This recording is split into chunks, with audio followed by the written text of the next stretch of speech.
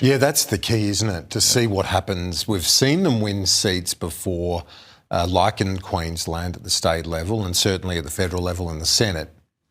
If they start to pick up seats elsewhere, like in South Australia, then we know it's game on. And the other thing too is, and you can see this from the outside, but talking to people about this, is One Nation is now organised, which is something that they have lacked in the past. You can see it in the announcement of Corey Bernardi before the election, the discipline around that. They are trying now to get candidates from around the country. They are actually vetting those candidates properly for the first time.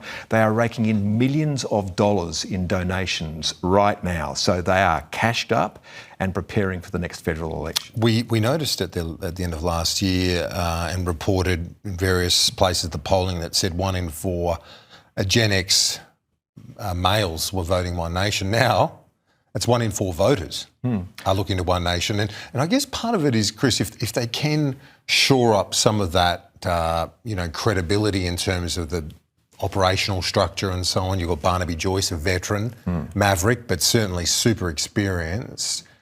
If you get enough of that reassurance to voters, there is an element of the vote as well here that says, we're over the establishment. I'm happy to vote for the loose candidate or the maverick.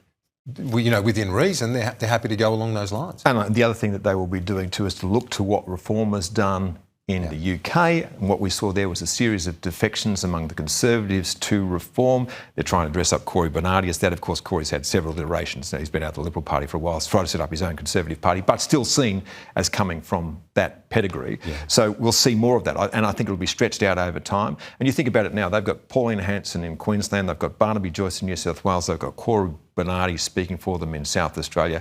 You start getting people in Victoria and New South Wales who are credible and known voices, and then you really start to become something of a force. So that would be concerning me if I was in the coalition at the moment, apart from the fact that now there are options on both sides of the Liberal Party, which is the Teals to their left and One Nation to their right. Yeah. And the National Party running scared particularly of One Nation. Yeah, and this immediate crises that we're looking at in terms of the split, rapprochement or not, looks like probably not at the moment between the former coalition partners and all over those 3 shadow ministers. The leader wants them to have a 6-month suspension. The Nats aren't going to cop it. So that's not a policy issue. It's not an ideological issue. That's simply a job issue. Well, look, it's all based around personalities, isn't it? A lot of this stuff is. The other thing too is that don't forget the Liberal Party is now divided right down the centre, and the right of the Liberal Party would appear to be divided as well. So the fractures run all the way to the bottom of the base of this statue, which is built on feet of clay at the moment.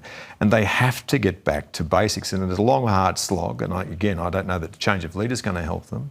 What they need is some strong policy positions and to take some difficult positions and to prosecute them. And it is not as if the government hasn't given them a welter of opportunities, like, for instance, believe it or not, there was an increase in interest rates yesterday. Yes, indeed. So the government should have been on the back foot yesterday. They weren't because of the lack of cohesion, the lack of coordination and discipline, as you would expect with 2 parties that have fractured now.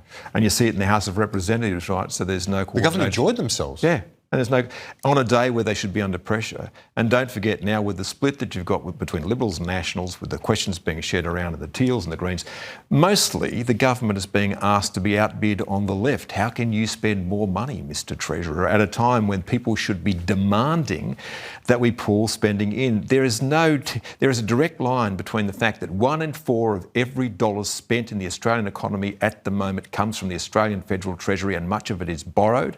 Maybe there was a feather that fell from the private sector onto the back of all that spending, which was the reason why the Reserve Bank put up interest rates yesterday.